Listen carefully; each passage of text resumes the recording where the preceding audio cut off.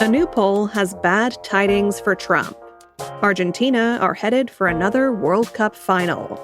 And the diarrhea parasite is ruining peak salad season. That's some of what we'll get to on the 7 from the Washington Post. I'm Hannah Jewell. It's Thursday, July 16th. Let's get you caught up with today's 7 stories. Number 1. Americans give President Donald Trump broadly negative reviews. This morning, we published a new poll from the Washington Post and Ipsos. It showed that Trump's overall approval rating stands at 37% and his disapproval is at 61%. That's pretty much the same as it was back in February. But beneath those overall numbers are signs that Trump's base is weakening. Strikingly, Trump has lost enthusiasm among many Republicans. A new low of 15% approve strongly of Trump, down from 19% in February. And this is the first post-Ipsos poll where significantly more than half of Trump approvers support him only somewhat rather than strongly. So, what's causing the slump? For one thing, the people we polled say they are strained by the cost of living. And they are pessimistic about the war with Iran, which has reignited in recent days. Americans don't think Trump's stop-and-start negotiations with Iran will lower gas prices or prevent the Iranians from developing a nuclear weapon. These are the issues that could threaten the Republican Party's hopes of retaining control of Congress in November's midterms. Number 2. ICE lifted its pause on vehicle stops after Trump criticized it. Just yesterday, I told you about a policy from ICE to temporarily halt traffic stop arrests in immigration enforcement operations. That policy was in reaction to the shooting deaths of 2 immigrants in a 6-day period by federal agents. A third person died on Tuesday when he was hit by a truck while fleeing agents in Florida. But in a social media post yesterday, Trump called traffic stops one of ICE's most important and effective crime-fighting tools. Then a White House official confirmed the pause had been lifted, just a few days after it was implemented.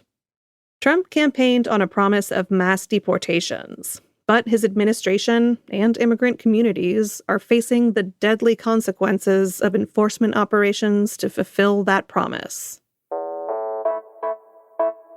Number 3. A House vote exposed a widening divide among Democrats over Israel. 103 House Democrats voted yesterday to cut off military aid to Israel for the next fiscal year. The amendment to an appropriations package was largely symbolic, and it failed. But the vote was a sign of the growing disconnect between the Democratic leadership, with their long-standing support for Israel, and the party's left wing. House Minority Leader Hakeem Jeffries voted against the amendment, but the House's number 2 Democrat, Katherine Clark of Massachusetts, voted for it. The amendment was sponsored by Thomas Massie of Kentucky, who was also the only Republican who voted for it. He cited fiscal concerns and the war in Gaza. There have been 70,000 casualties in Gaza, and I don't think we should be part of that.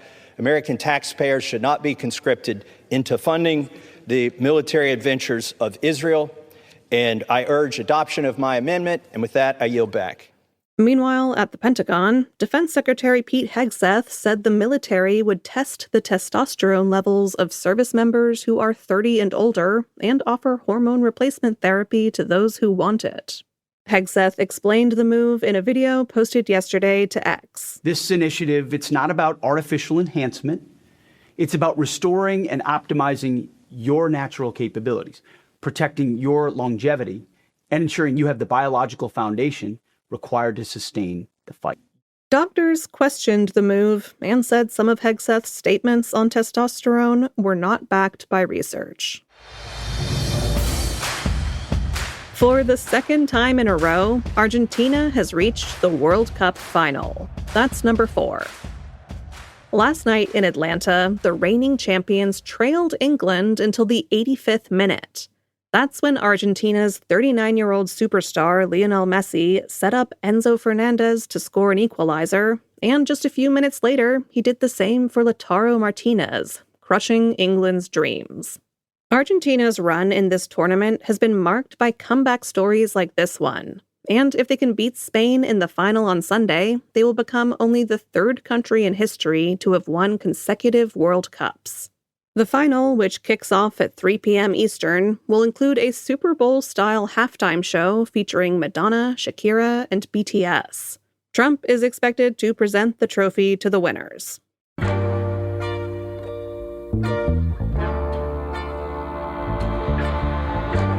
Number 5. Wildfire smoke will worsen in the Northeast and Mid-Atlantic over the coming days. Around 115 million people could be exposed to unhealthy air quality as winds funnel smoke southward from out-of-control fires in Canada and Minnesota. A heat dome is trapping that smoke near the ground. From yesterday into the early hours of this morning, Detroit, Minneapolis, and New York had some of the worst air quality of any major world city. According to IQ Air, the air quality index hit 783. That's far worse than a peak of 465 in New York during the apocalyptic Canadian fires of June 2023. If you're in the smoke's path, there are steps you can take to protect yourself. It's recommended that you avoid strenuous outdoor activities. You should also keep windows closed at night, and if you can, run air conditioning with MERV 13 or higher-rated filters. To see an air quality forecast for 20 cities, follow the link in today's 7 newsletter.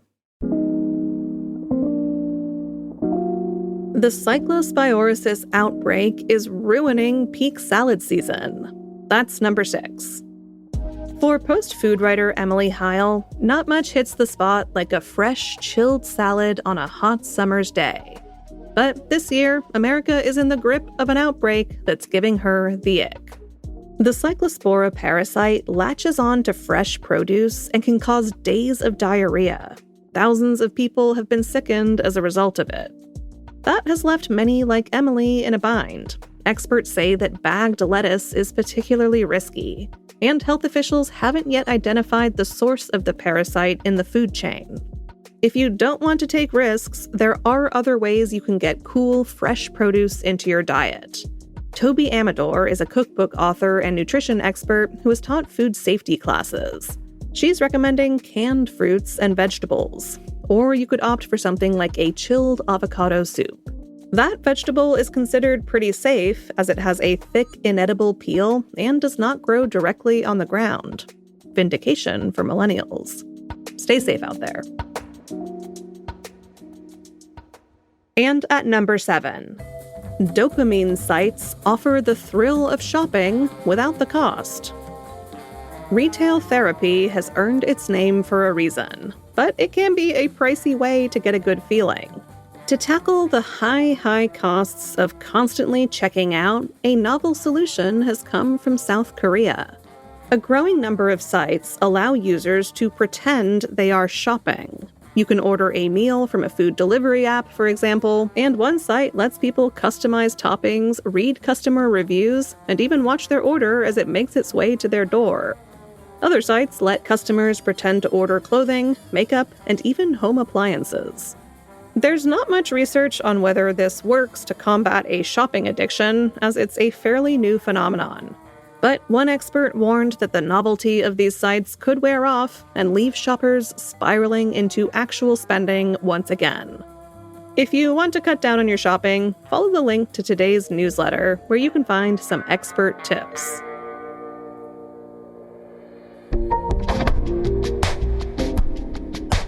All right, you're all caught up.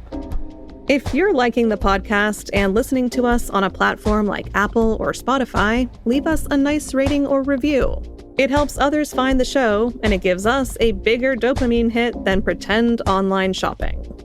In other news, I think our little robot problem should be resolved today, thanks to our engineers who figured out that bug. So if you've been hearing a robot instead of me for the past 2 days, welcome back. I'm still kicking. I'm Hannah Jewell. I'll meet you back here tomorrow.